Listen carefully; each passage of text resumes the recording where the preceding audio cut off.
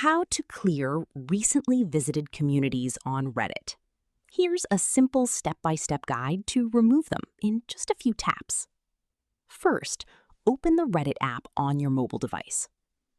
Next, tap the three horizontal lines in the top left corner of the screen to open the menu. At the top of this menu, you'll see a section called Recently Visited. This shows the communities you recently browsed. Tap on See All to view the full list. Now, you'll see all your recently visited communities. To remove them, look for the Clear All option at the top of the screen and tap it. Once you confirm, your recently visited Reddit communities will be cleared from your history. And that's it. You've successfully removed your Reddit community history. If this tutorial helped you, don't forget to like the video and subscribe for more Reddit tips and tutorials.